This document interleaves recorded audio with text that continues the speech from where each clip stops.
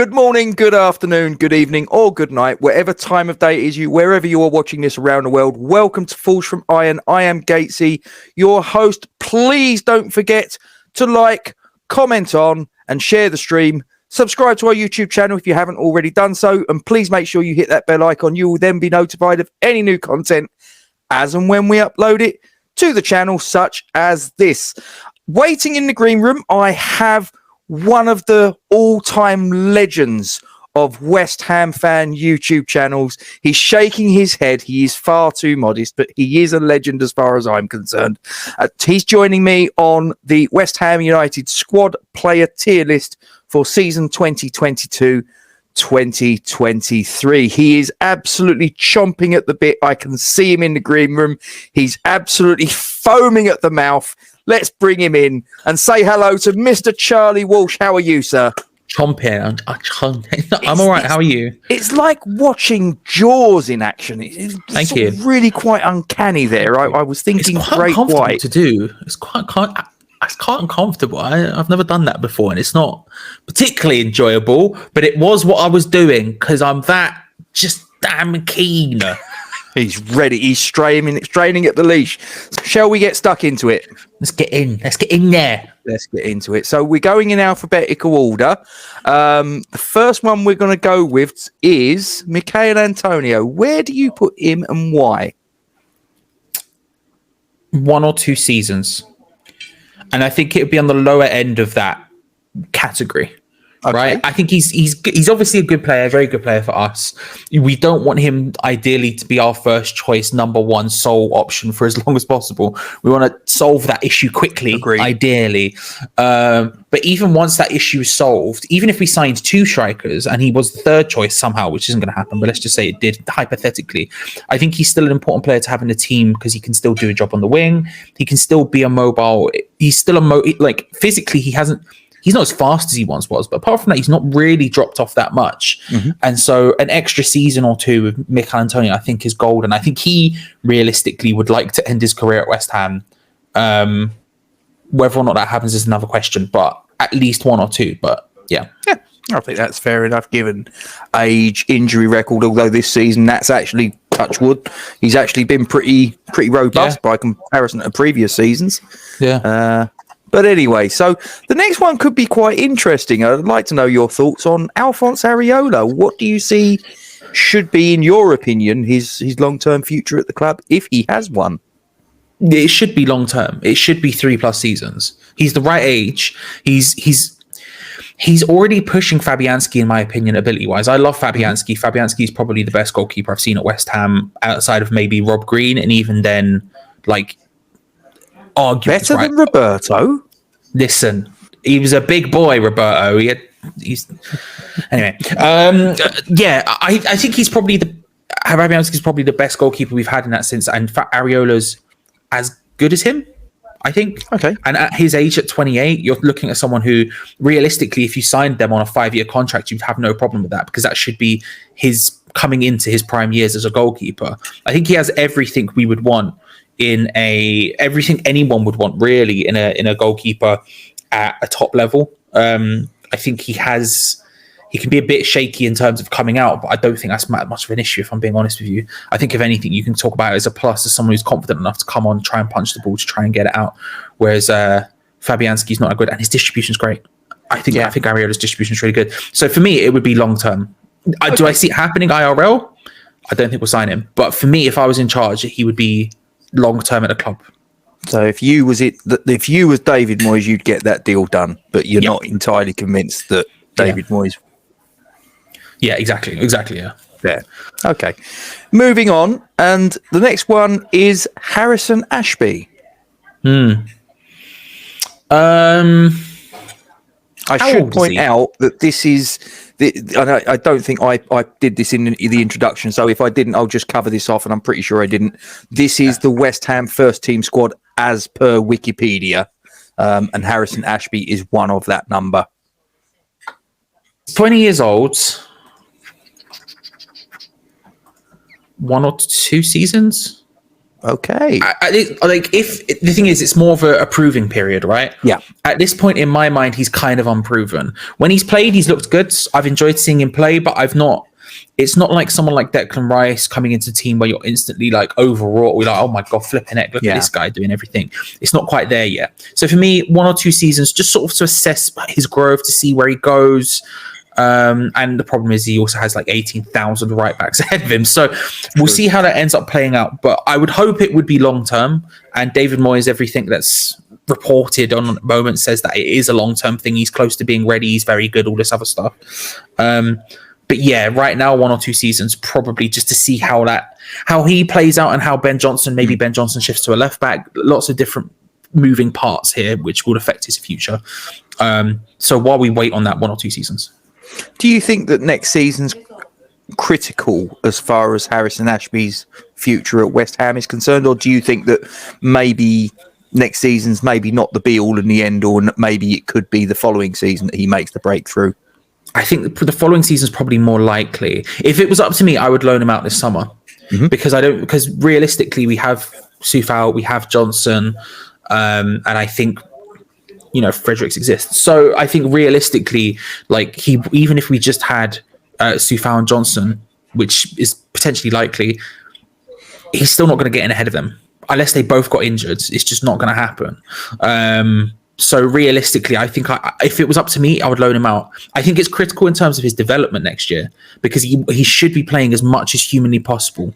Yeah. And there are very few players who make it who haven't played a lot of who aren't playing regular senior football by his age. He's 20 years old. Next season he's going to be 21. Season after that he's going to be 22. At this point, you have to be asking, when are you going to get it? Even someone like Harry Kane, who bloomed very late, was still going on loan to here, there, and everywhere before that, right? So he has to, in my opinion, he has to be getting as much game time as football. So I'd loan him out, hopefully to a top tier championship club, and see what happens from there. But from his West Ham perspective, I think the season after that's probably the one where that would be his breakthrough. I would suspect. Fair enough. Next one could be quite interesting. A bit of a polarising character, I think it's fair to say. Syed Benrahma, Charlie. If you was in David Moyes' shoes, where would you put him?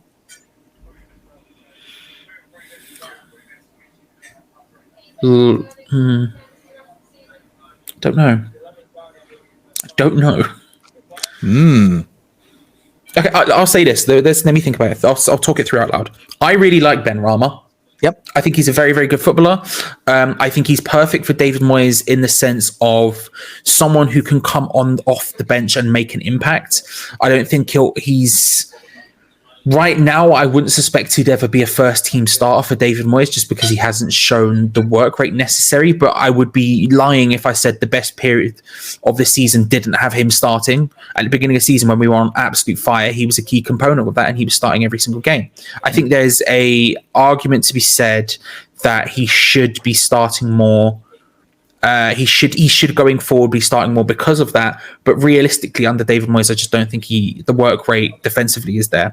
I really like him. I really, really like him. And like I say, I think he's kind of perfect in the sense of here's a guy who can sit on the bench, who can come on and is going to make a big, big impact. I don't know whether he's happy with that, but I think that is a perfect situation. And I don't think he's on the highest wages either. So I think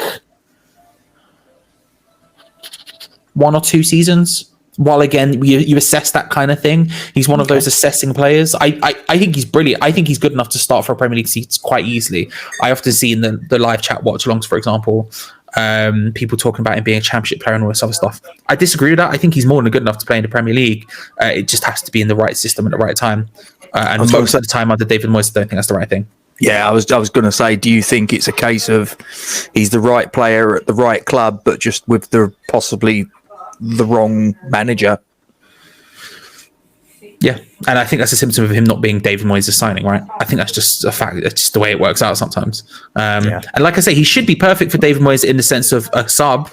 And if he's happy to play a sort of role to try and earn a first team berth, then by all means go ham. But while we figure that out, I don't want to see him sold this summer. I'll say that much. I know a lot of people are sort of done with it and they like just want him out and stuff. It's not for me. I want to see him stay, but we'll see what happens. But for me, 1 or 2 while we sort of see what's going on there. See how it goes.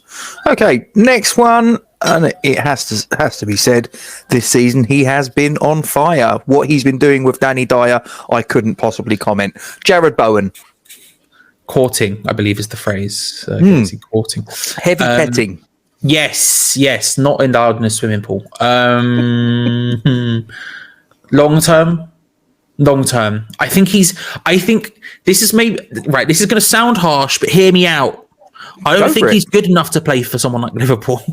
I think he's the exact right level player for us. I think he's good enough to play for a Europa League level side who are battling for those positions, who are pushing for those positions. He has everything David Moyes would want in a winger like that. And I think if he had the opportunity to move to a Liverpool, which has been rumoured, or a club who are fighting for Champions League, then if I'm him, I'm taking it. But realistically, I don't think he's that level player. That's not a criticism of him at all, because I think he's one of the best players in our team. And this season, at this point, recording time, he has run away for Hammer of the Year, in my opinion. But I think if we can continue our form, if we can continue pushing for Europe every year and that sort of stuff, then he's the perfect player for that. And I think he'd be one of those people you want to keep happy long term, because he's just so damn good. I think Big Danny would have a problem with him moving on to Liverpool, I'd thought. Yeah, fuming, probably. Probably. He'd want to get on the wrong side of him, would he? No. Not a good way to endear yourself to the prospective He's just left in EastEnders. He's ready for a scrap. Do you know what I mean? He's got time on his hands now, so that's it. He's ready. Cool. Move on to the next one, and Vladimir Coufal. And again, I think this could be interesting, because I think last season you'd definitely put him in the upper category. This season's not quite been such the stellar season in my view, but you might think differently. No, I completely agree with your assessment. I would still put him in the top category, but I 100% agree with your assessment. And I think he is at the age where you'd be thinking, when do we move him on? When does that become a thing? But he's 29, realistically 3+ seasons. He's not someone whose game is based on pace. It's based on intelligent play and crossing, intelligent positioning and crossing. I don't think he's going to lose that. He has a bit of the Zaletta in that sense, where I don't think it's going to become an issue long term. I think, don't get me wrong, he'll get blitzed for pace, but he gets blitzed for pace now anyway, so I don't think it makes much of a difference. Long term for me, definitely. Okay, Vladimir Coufal's in the top tier section. We move on to the left back. We've gone from a right back to a left back, Mr. Aaron Cresswell. Yeah. No, Gatesy, I don't know.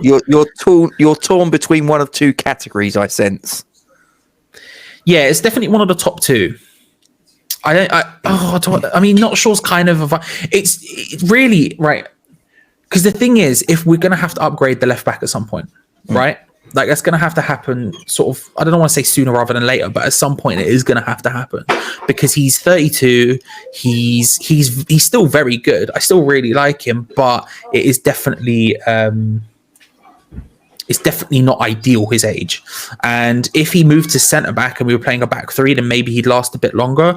But at Premier League level, it's very difficult to maintain those levels into his later years. Again, he's relatively similar to Coufal, but just not as good defensively. So maybe, seems harsh to say one or two. No, if that's your opinion, is that where you want to put him? I'll say one or two. I'm also becoming increasingly aware that category is going to be absolutely chock-a-block by the end of this. But then again, we do have an incredibly old squad. Fair. Okay. Well, he's in there 1 or 2 seasons. Next one, and I would have to say this has been one of the better value for money signings that we've made, possibly ever, if I'm being completely honest. Craig Dawson, £2-3 million initial loan signing, and then turned into a permanent. And I've just been handed food. I apologise. Value for money. I think he's been absolutely brilliant. But what say you in his? If you was West Ham manager? I completely agree. I was one of the few people who backed his beef at the time. I've always liked Craig Dawson. I thought he was a stalwart, decent, backup Premier League defender. And I still would say that. I think he's proved a lot of people wrong in his ability. I think he's done a really good job. He's always had that sort of mistake in his game, but I don't think that's going to be too much. I don't know. I would probably say long term, Okay. He's 31. If you're talking 3-4 years, you go to 34, 35, it might drop off by then and we might all be proved wrong. But at this point, I'm quite happy to have him in around the squad as a third, fourth choice centre-back for the next however long. Quite happy not on that high wages. There's so many good things to say about Craig Dawson being at the club, and I like him. Yeah, useful at set pieces. As defensively, he's pretty solid. He's not the best, but what do you want for 2-3 million quid? But set pieces. My goodness, he causes absolute chaos in the opposition penalty area, doesn't he? Importantly, it would probably cost us a heck of a lot more to replace him than it would. Yeah, not if you see what I'm saying. Okay, well, his defensive partner, or one of his defensive partners potentially, is next. Issa Diop. Not sure. Ooh. Definition of not sure. Yeah, he should be long term. He should be safely and comfortably long term. But there's no signs that Moyes is gonna move like that. I think I really like Diop's attributes, and I think most people would probably say the same thing. And I think actually this season he's played significantly better than he has last season, for example. I think there's been a lot more games this season where he's looked really good than he has than last season. But we don't know quite where that's going to balance out. And I think if there was a significant money bid come in for him, you would probably take it. It was something Gio said a couple of weeks ago. I think it was on a Hammers Chat Patreon video, so you would have seen it. But I think it was something he said about the idea of he's one of the few players you could sell in this squad and it not be a problem. Yeah. He's probably the highest ticket item we have that isn't doing anything. Yeah. So not sure. I would love to see a future in which Issa Diop and Kurt Zouma are the long-term defensive partnership at West Ham, but I just don't see it happening yet. If you were David Moyes, Charlie, I'd be interested in your opinion on this. Yeah. What would be the fee that would have to be offered that would be, and I'm talking a realistic fee. I know sort of like someone isn't likely to turn around and say, here's £100 million for Issa Diop, but what would be the sort of like amount at which you go, yeah, no, we've got to move him on for that amount of money. He's out the door. See you later. It's a good question. 12 to 15. You hit 15, I'm biting your hand off. 12, I'm thinking about it. Okay. I think it's whatever you think. We're going to lose money on it, right? You think? Probably. Unless he steps. The problem is he's just not getting played enough. Yeah. If he was in the team every week but not performing, you could still make an argument for a higher fee. But I think at this point he's just not getting played high enough. I think really you just have to ask what would it cost to replace him. And there's the rumours of all these centre backs we've been after, Sven Botman, Milinkovic, all these people who are in around that sort of figure. I would probably say 12 million. I'd start to think about it. 15 million, I'd bite your hand off. Fair. Okay. So next one is our number one in the Premier League, Mr. Lucas Fabianski. Yeah, 1 or 2 seasons purely because of age. I love him. Like I say, I think him and Rob Green in my lifetime of watching West Ham are the 2 best goalkeepers I've seen. I think he's brilliant. I really do. He's dropped off obviously slightly, but even then I still think he's such a good goalkeeper. And if he was happy, in my world, we sign Areola. If him and Areola were happy to fight it out to be first choice, second choice, especially if we've got Europe, then that's an ideal situation for me. 1 or 2 seasons, and then I suspect at some point in the near future we may be seeing he'll probably end up going on a free transfer to maybe back to his home country, maybe to Italy or something. Fabianski in Italy sounds right. But for now, I want to keep him at the club. Yeah. It's quite interesting because sort of like same as with Antonio, I went into this season with the pair of them and had real serious concerns about their fitness because they were always picking up injuries. This season hasn't really happened for either of them. So long may that continue. Next one, Mr. Walsh, is El Fornicador, as Gonzo likes to call him, Pablo Fornals. I assume you saw the video when I said he's one of the few players at West Ham who I think could play for any club in the world, and I back that, Gates. It sounds insane, but I do. Long term, and he's one of the. Replacing him for the amount we would get for him would be really, really difficult. I think we'd get a significant amount. Don't get me wrong. I think if someone was to come in for Pablo Fornals, you're talking at least 20 million, probably. But replacing someone who can do literally everything apart from score, that's the one thing he can't do. Apart from that, who has the defensive work rate, who has the creativity, who has not just and is willing to do it. Do you know what I mean? He seems more. There's no time where you see Pablo Fornals come on and he seems to be huffing and puffing. No, he'll give 110% every single match. I think that's really difficult to replace. And I wouldn't want to see it. I still back my opinion. I believe he is one of the few players in this squad who could play for literally any club in the world. Not starting, mind, but certainly I think he would work in a squad of any club in the world. But yeah, long term for me, and I will be very upset the day Pablo Fornals leaves, because I think he's a baller, Gatesy. I think he's a baller. Spanish Cockney. Oh, what a man. There you go. I suspect this next one might not go into the same category, dare I say. Ryan Fredericks? No, probably not. See you at this point. Yeah. Give him his juice. I think he's all right, you know. I think he's good enough to be a lower Premier League relegation fighting right back. And there's times where I want to see him come on because I like his pace. I like the attacking output he gives. He's unlike the other fullbacks we have. He will take it to the line and then pull it back. He won't just try and cross it from a sort of slightly earlier position. And I like a lot of that. But, you know, we only see it like once a year because he's so injury prone and he's on 50k a week, which isn't that much, but you could replace him, I think, and it wouldn't be too much of a difficult one. It was one of those signings we made. It was like, do you know what? It's kind of risk-free in a lot of ways because he's on a free transfer. If it works, it works. If it doesn't, it doesn't. It hasn't. Like I say, I think he'll be good. I think he'll continue to play. He should continue to play Premier League football because he's good enough, but he's just not fit enough. And so you can't have someone, in my opinion, just that injury-prone who isn't really important enough to the team just sitting about. You know? Yeah, no, that's fair. And the next one is, interestingly, another right back, Mr. Ben Johnson, Charlie. Not sure. Oh. Not sure. He's all right. Is he much more than that? I don't know. Called up for the 21s. If you offered me right now 10 million for Ben Johnson, I would take it. Really? Okay. If you offered me, I'm trying to think how low I would go. Yeah, 10 mil I'll take. 8 million I would consider it. Look, Ben Johnson, he's all right. He's good. He's good defensively. I like the fact he can play both sides.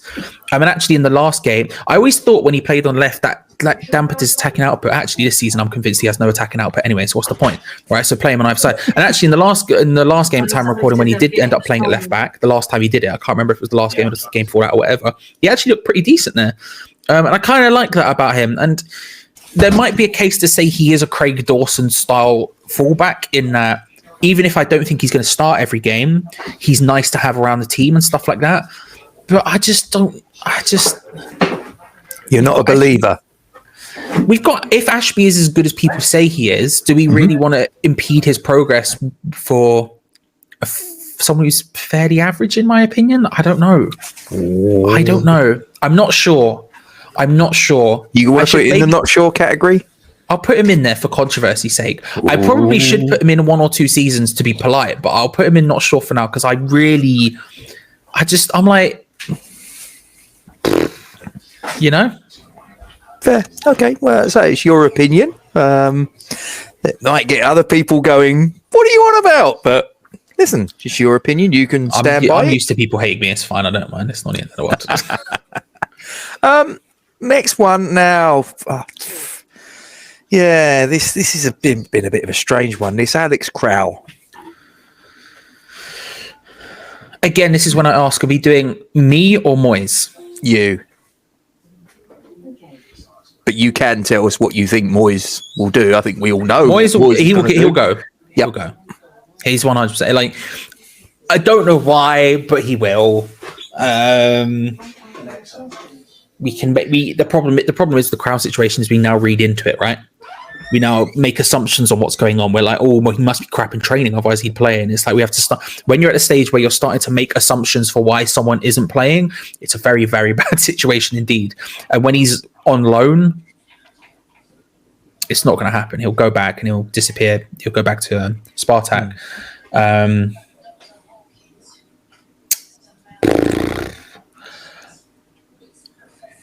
I would put him in not sure. Okay. Because I'm not sure. I think he's looked all right whenever I've seen him. But he's played, and again, live chat's always very mean to him. I feel like people are like, he's pointless, he's useless, he's doing this wrong, he's doing that wrong. And actually, I'm like, I'm not seeing what people are saying. I think he's doing not well, but he's not doing that badly. I don't think he's doing so significantly badly. He's in a very difficult position where he's come in and he's obviously got two incredible players ahead of him. We can make arguments about Tomas Soucek and his form and everything else, but by and large, two very, very, very, very, very established, at the very least, Premier League footballers, right? And so it's very difficult for him as a loanee to come in and do anything, because both of them, they tend to get injured either. And then you've got Mark Noble in and around the squad last season, Mr. West Ham, all that stuff. It's very difficult for him. I'll say not sure. I have belief he could be good enough, but I haven't seen that yet. You know, his performances haven't said to me we should sign him at the end of his loan period anyway. I think for the amount he's available for, it's probably all right. It's not too much of an issue, but performances wise, I'm not sitting there going, oh my God, he's been incredible. I'm just like, I'm not sure. Fair enough. Okay, we move on now to Manuel Lanzini, who I think is surprised a lot of people, myself included, because I think this time last year I was saying, well, maybe a little bit earlier than that, I was turning around saying, oh, he's lost a half a yard of pace, he's half a second too slow, and in the Premier League that's all you need to be. It's the difference between success and failure is that thin. But yeah, this season I've got to say he's surprised me. He's had quite a comeback in my view. But what say you? Same. 1 or 2 seasons.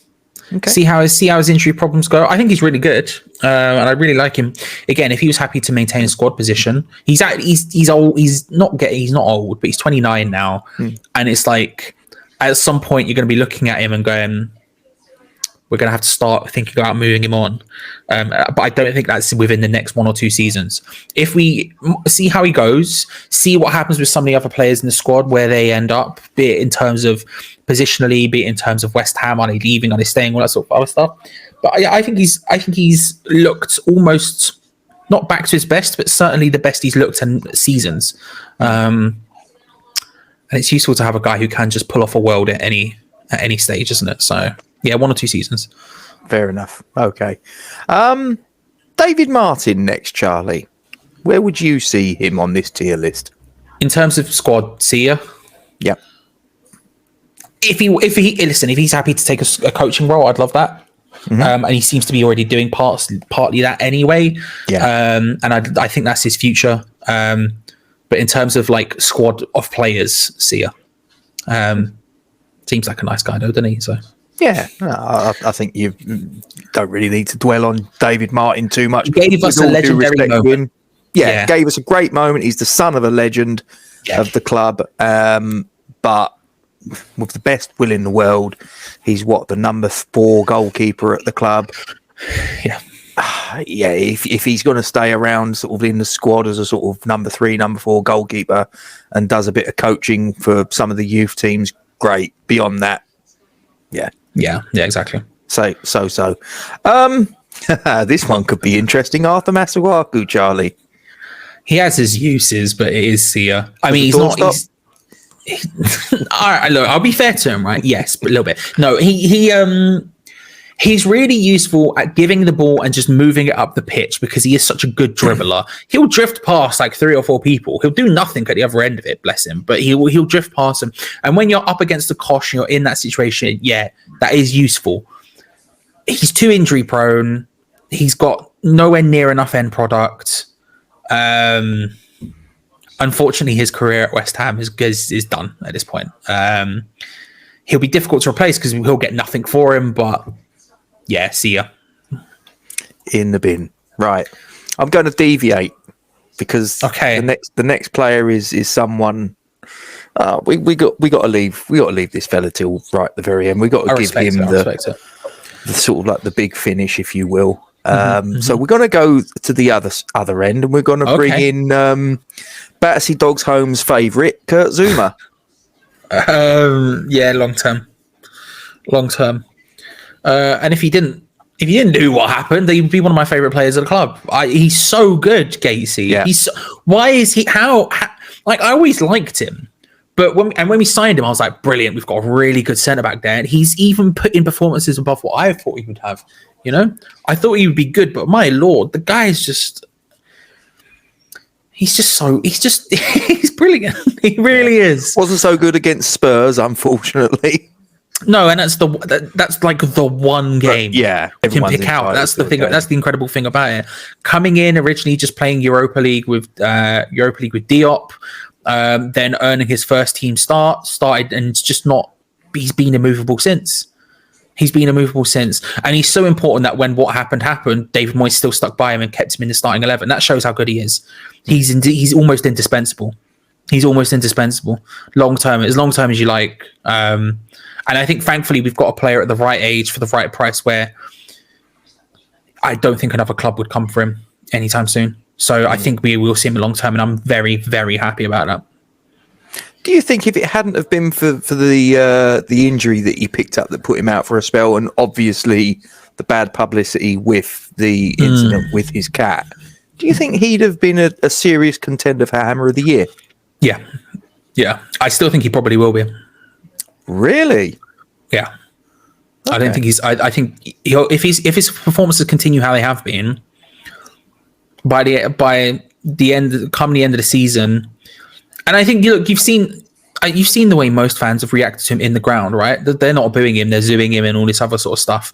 I think he still probably will be. He'll be a contender. He won't win it, but I think he'll be up there, second, third. Fair enough. Next one, and again, a player that I think until recent weeks, I think everyone would have waved him a cheery goodbye out of the door at Rush Green, and no one would have batted an eyelid. But Andriy Yarmolenko scored some very important goals for us of late. Has that maybe sort of like improved his standing in your eyes, or not really? I mean, I've always liked him, Gacy. I think he's just too injury prone. Like when people talk about his work rate, I've never really seen that. I think he's useful to come on up front because he has a close control and a dribbling and a positioning that helps. But even now, I still think it's Sia because he's on such high wages. Yep. And you can't have someone who's that injury prone on that higher wages. He always has scored the Chelsea goal. He has this ability to pop up and score really important goals. And again, a bit like I said with Lanzini, it's really useful to have a guy who could just pop a worldie out of nowhere, and he bloody can. Like he's one of the few players who I'm like, just give him the ball and let him shoot because it will be on target. It will make the keeper work. I don't really care where on the pitch it is. I'm confident he could probably make the keeper work from a shot from like his own corner flag. He's just good, right?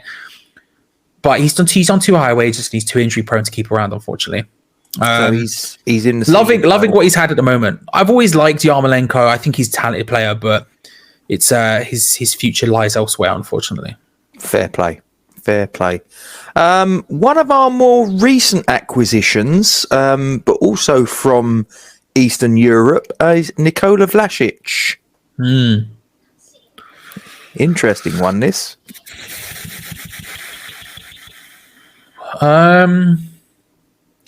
Maybe 50% of the games he's played, I've been like, ooh, and then the other 50% I've been like, no. I think my bigger problem is I don't know where he fits.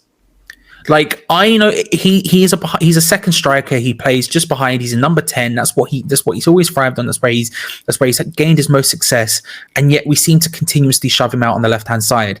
And I think that's partly because Moyes is a madman, but also partly because I think realistically, like we've got so many players who play in those positions. It's difficult to sacrifice them to put him in there.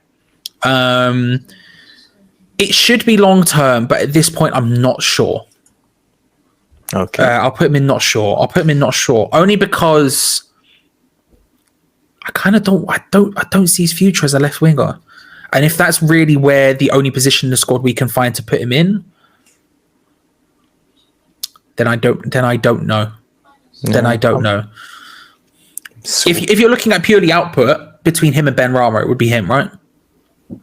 Like, and that's really what the argument is. That's because you've got Lanzini who's going to stay, you've got Bowen who'll stay, you've got all of these Fornals who's a legend, don't at me, right? You've got all these players who play in sort of the same areas, right?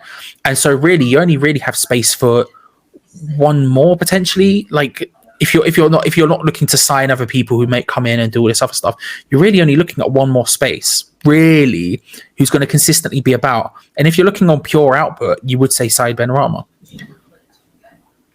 He scores, he gets assists, which is a shame because I like Vlasic, but at this point, I'm just not sure. Okay, that's fine, Charlie. No problem. The next one is Tomas Soucek. He was Hammer of the Year last season, and it's been a little bit of a drop-off this season in a lot of ways. What say you? As long-term as possible. Fine. Long-term as possible. I love him. Full stop. There we go. Next question. No, I think his drop-off has been for me because of the formation. I've been saying this is practically the beginning of the season. I don't really think it suits him playing a 4-2-3-1 necessarily. I think it potentially could with a different person next to him, but when you're sat next to Declan Rice, it becomes an issue because of many reasons, right? And so we've seen his best games are when he's allowed to do exactly what he was doing in the previous formation, and Declan Rice has sat back and he's gone forward, and all of a sudden we're starting to see that Tomas Soucek back a little bit. His ability does not lie in his best bits aren't when the ball are at his feet. He's a decent enough defender. He's not unreal, but he can do it. I think he reads the game okay. I think he's a good tackler. He's not unreal, but he's good enough to do it at the Premier League, in my opinion. But what makes him stand out against everyone else is when he's in and around the box. He's just so horrendously. He's just so dangerous. He seems unmarkable. He has that Kevin Nolan-esque right place at the right time sense. Yeah, exactly. He just knows what he's doing in that sense. And I think if you're not putting him in a position to use that, then you're misusing him. But long term for me, even the drop off this season, I still think he's been all right. I would probably say he's been better than most people have. Or I would assess him better than most people have, if you see what I'm saying. I would say he's played better than most people would say he has played. But yeah, long term, I can't. How much would it take to get Tomas Soucek away from us? You know, it's one of those ones where and would a club pay that? I'm not sure. Yeah, I mean, I'd say last season 10 goals from midfield, 80 million maybe. This season maybe a bit less, but put it this way, we're still going to be making a profit on him. So I would say 45, 50. And I think the other thing that I would keep him here as well is, I think if you were signing him, you would have to be the right club with the right tactics. Again, if you're buying a defensive midfielder and you're not going to allow him to roam into that area, you're probably not going to buy him. Yeah. I don't think you should get him because it just wouldn't work out best for you. And I think that should keep him here longer. And I think the next man will probably dictate a lot of what happens to Tomas Soucek over the next couple of years. But in my opinion, I think we should keep Soucek as long as possible. Well, speaking of the next man, there he is, Declan Rice. Charlie, be careful. There are going to be people out there that will say, you can't put him there, but I think I know where you might put him, and I think but I can and I will. See ya. I can and I will. You're putting him in the see ya pile. Bruv, just... Yeah. Oh, controversy reigns. Go on, Charlie. Explain. It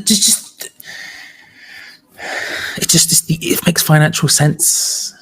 It just makes financial sense. At some point, you have to take the plunge. Look, if we get Europa League football again, which I never thought possible, if we get any type of Europa Conference League, maybe not, but if we get Europa League football again, which I didn't think was possible, then maybe he would be happy to stick around. And actually, what's going on at Chelsea might affect it. What's going, like Manchester United are all at 6s and 7s. Manchester City are sort of permanently buzzing around. It really depends on whether they want to spend the money to get him. But if the money came in, you sell him. You take that. You have to. We're West Ham. We don't have that much money to begin with. We can't look at that much money and go, nah. Frankly, again, what's the breaking point for you? Frankly, he's probably not worth that much. But it is what it is. Breaking point. How much? What's the point at which you go, see your deck? I've heard 150 mil. I'm way below that. Lately. I'm way below that. Go on. Madness. Go on. 150, the most expensive player in history. No, you're lunatics. Apart from Mbappe, I guess, but we don't really know how much that actually was in the end. What was Neymar in the end? He was 198. Fair. Yeah. So you're saying he's the third best player? No.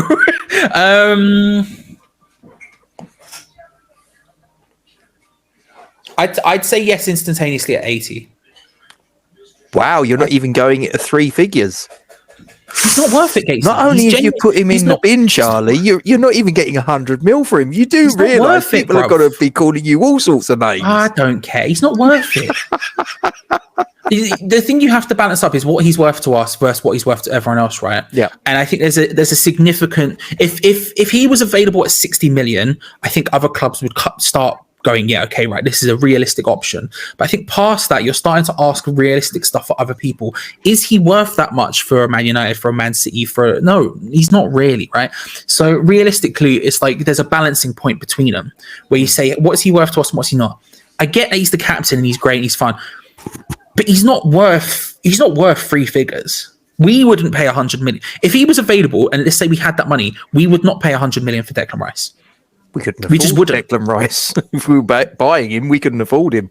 But let's say we could. We wouldn't pay 100 million for him. No, probably not. Realistically, he's not. He's good. He's an incredibly good footballer. He has the potential to become a world-class defensive midfielder, right? And as a box-to-box, he has the potential to become a very, very good box-to-box midfielder. But realistically, man, it's one of those things where, when does it start become worth it for us to take it? Probably 80, 90, around that sort of figure, 80 million. That way we can go and buy 4 20 million pound footballers, and you start to roll the dice. Don't get me wrong, it's a risk. I'm not sitting here thinking he needs to leave. I did when I'm playing. This is the thing I always say when I talk about this. When I'm playing FIFA, Pro Evo, Football Manager, but he's not leaving. He's staying. I don't care what you say. He's staying. But this is reality talking. And in reality, we are a football club who don't have that much money. And if we do have aspirations to keep growing, we have to take punts like this. We just have to. You know, Tottenham did it and it worked out for them. Most people say, oh, but look at who they bought with Gareth Bale. Yeah, but all of a sudden their squad's worth so much significantly more, and then they can keep investing that and keep that cycle going, and then they get to a Champions League final. Now, I'm not saying we're going to get to a Champions League final, but that's the next step up for them, is fighting for those sort of things. Now, they fall off for other reasons. They let go of Pochettino, they're mad, right? But realistically, and also, let's be real, if you have this much faith in David Moyes, give him the funds to actually try and make a team that he wants. Realistically, do you want one guy? Do you want all your eggs in one singular basket? One singular basket that, sure, the basket might have been made in the East End, or it wasn't. It was made in West London, but let's ignore that for a second. It might have been made in the East End, but it is still one basket. Or do you want to split it up? You know, most people who work in finance, who do this sort of stuff, will say you split your bets. Always you split your bets, because it's kind of madness. 80 million I would probably take, because I think you, at that point, you can get 4 20 million pound players. You can get a couple of 25 million, a couple of 15 million. All of a sudden, that's for West Ham, that's like 2 windows of money. And the rate we spent, that's like 2 windows of money. And I think that's a risk worth taking, in my opinion. I think I've got the title for this video when it goes And out. listen, and Charlie Walsh says we should get rid of Declan Rice for less than 100 million quid. And I'm more than aware that everyone will tell me I'm wrong, and I genuinely don't mind that. It's fine. I say this, everyone, knowing that you all think I'm wrong. Feel free to tell me again. I don't mind, but I'm saying it knowing that you think. Comment section below, guys. Get stuck in. Tell him he's wrong. It's fine. Next one, I suspect you might not be wrong about. Go on. The other thing I'll say very quickly is that realistically, we can keep him. His value is not going to rise. We, as West Ham fans, can convince ourselves that this season he's somehow gone from 100 million to 150. We can act like that's true. It's not, right? Realistically, the amount people will pay for Declan Rice isn't going to significantly keep jumping up. It's just not. It might eventually. This is kind of my point. He's got a price now. It's not gonna. You're telling me the likes of Manchester City and that are going to pay more for Declan Rice than they paid for someone that Man United paid for Jadon Sancho, who was one of the best young players in world football, producing unbelievable numbers at Borussia Dortmund. I'm not sure that's true. That's the other point I'd make, is I don't know if we keep him, it'll take longer. Sorry, I've made this argument so many times, Gatesy, that I know what the replies will be, and I feel like I have to preempt them. But sorry, carry on. It's a bit like when you do the sort of like the match day review and you turn around and say, this isn't a season review. We know we've had a good season, but today we played crap. Yes, so we're going to say we've played crap. So, you got to get that one out there. All right, next one. I think this one might be a little bit of an easier one for you, I suspect, to try and justify. Darren Randolph. Yes, yeah, pointless. Goodbye. He had a great beard at one point. Doesn't even have that anymore. So. Yeah. I mean, if we sort of like both his stints at West Ham for what we paid for him and what he's done for the club, he was the guy between the sticks the last game at the Bowen. People forget that. Yeah. He's had some good moments. He's been very reliable when called upon. He's not sort of like the best goalkeeper in the Premier League, but he's a decent backup goalkeeper. But he's not even the backup goalkeeper at the minute. So no, and I personally wouldn't have signed him back anyway. We only did it because financially it made sense, and there was stuff going on at the time that meant he was available, and so I wouldn't have touched him with a 10-foot pole, but we did because we don't learn our lessons ever. But yeah, for me, at this point, pointless. And similarly, and something I remember when I think it was Trott and David Martin were on the bench, and he was playing against Man City, I think it was, and he went off injured, and David Martin ended up coming on. I think it was Trott and Gio. I was talking to Gio and I was like, I don't understand why we haven't put Trott on it. I know it's a big game, but he has to play, right? And Gio said something to me that it always comes back to me when I think about this sort of situation is, if he's not playing then, when is he going to play? And I think you just can't have people like Darren Randolph who are fine, probably good enough to play a lower Premier League club. Like you say, he's been relatively reliable when we've had him and all this other sort of stuff. But when we do have young players wanting to get opportunities, do we want the third choice being a guy like Darren Randolph? Probably not. You would prefer it to be a Trott and Anang, whoever else is Hedgie, whoever else is going to be that person, right, going forward. You would want them so they at least have an opportunity of playing, because as long as he's at the club, he's standing in the way of that progress, and I think it's a waste of time and money. Fair enough. We're down to the last two, Charlie. Yes. Angelo Ogbonna. Not sure, purely because of injury. Because of the injury. Without injury, 1 or 2 seasons comfortably. He's an Italian defender, so he probably could go on until he's about 50 odd. So potentially even long term. But we'll see what happens when he comes back from his injury. I guess we'll start to see how he comes back. If he came back anywhere near the form he was in before he left, well, he's staying at the club for as long as possible. Ideally, he was brilliant, and he proved me completely wrong. When first couple of seasons he was here, I was like, he's really patchy. He would have 2 good games and 2 god-awful games, and I never really enjoyed it. But he's just got better and better as time has gone on. If he's anywhere near that, then he's staying at the club. But right now, I just no idea because of the injury. Yeah, you're not quite sure what version of Angelo Ogbonna is going to come back. Yeah. Is it going to be the Angelo Ogbonna before the injury, or is it going to be an Angelo Ogbonna that's akin to what you said about a player that's quite streaky in their performance levels? Yeah. So, I think you're wise to put him in that particular basket, which brings us to club legend and captain Mr. Mark Noble. Now, I should stress, this is not Mark Noble in terms of becoming a future director of football, becoming a coach, this, that, and the other. This is Mark Noble, the footballer. If you were David Moyes, and we know that he's going to call it a day at the end of this season, but if you were David Moyes, would you possibly be tempted to put an arm around him and go, give us one more season? You've got one more season in your legs. Or do you think you would go, it's time? It's probably time. I don't want it to be. And he is very good at what he did. Like, Mark Noble's one of the smartest footballers we have. I always think he has a footballing brain. You know, you see when people talk about Pirlo and Iniesta and people like that, Xavi, and they're like, they just have a footballing brain. I think low-key, Mark Noble kind of does have that. He's obviously nowhere near as talented as those people, but that's not this on Mark Noble. That's just, we're talking the greatest central midfielders to ever live, right? Yeah. He finds these passes and occasionally does these touches which almost no one else in the squad can do. And I'm like, oh, bloody hell, where's that come from? I remember when he chested it, it was last season before or something. Ball comes flying across from the corner or from towards the corner area. I don't think it was a corner. And he chests it to lob it over the defender into the path of Antonio or whatever. And it's these little things that you kind of can't teach. You just have to sort of have. And there's a reason why he's, exactly. And there's a reason why he has survived every manager that's been here since he's broken through. There's a reason why he's survived at the club. Lots of people, if you speak to people who don't support West Ham, will see him as just a really bog standard average footballer, and they don't really understand why he's been here. But there's a reason he has, and that's because he genuinely is one of the smartest players we have. He's kind of brilliant, and he might not have the legs, he might not be as quick or whatever, but even in the last couple of games where you've seen him come on, he's been pulling off some passes that other people just don't do, and he does it so naturally. He's a brilliant footballer, but I do think at this point, especially I'm really, really desperate for him. Not to go to another club, just end your career here. Let's call it quits. Let's just keep it. Let's put a bookend on it and make it a beautiful career. Don't do a Steven Gerrard and go to LA Galaxy or whatever, or whatever his version, Leyton Orient, or whatever his version would be, right?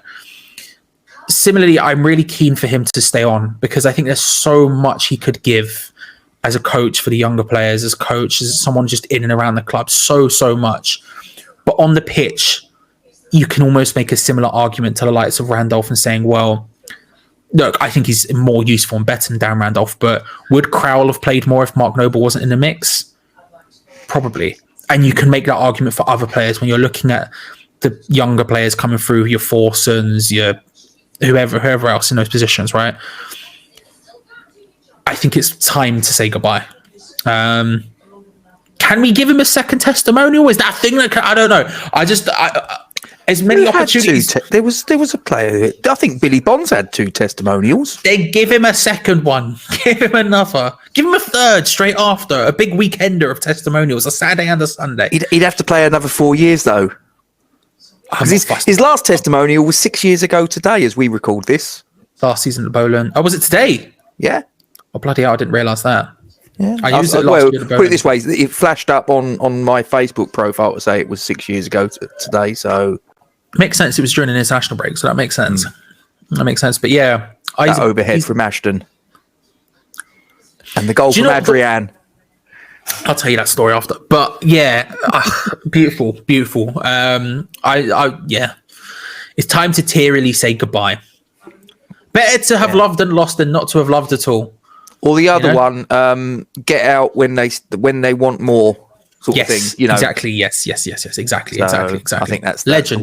Absolute. Probably my favorite ever players to play for West Ham. Fair. Absolute boy.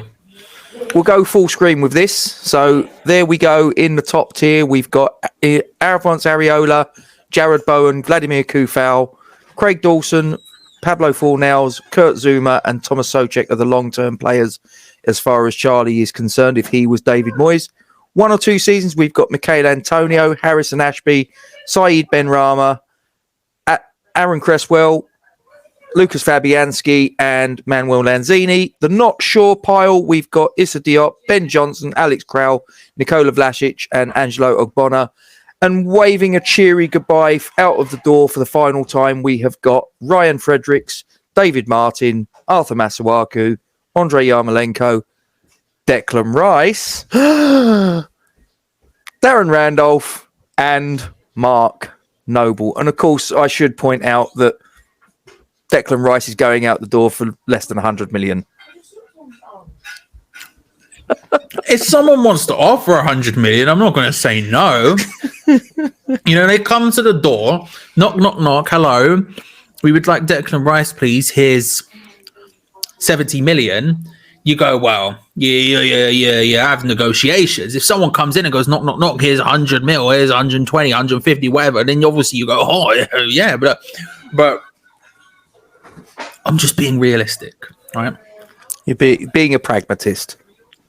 Let's go with that, and not a madman and a lunatic and someone who's just deeply wrong. Let's go with pragmatist. Charlie, as always, I'd like to thank you very much indeed for the time that you have dedicated to this particular recording, and we'll see you again on another one. I'm sure. Thank you for having me, bro. Indeed. In the meantime, we're going to finish off with Charlie. What are we? Massive, of course. Come on, you Irons. Massive.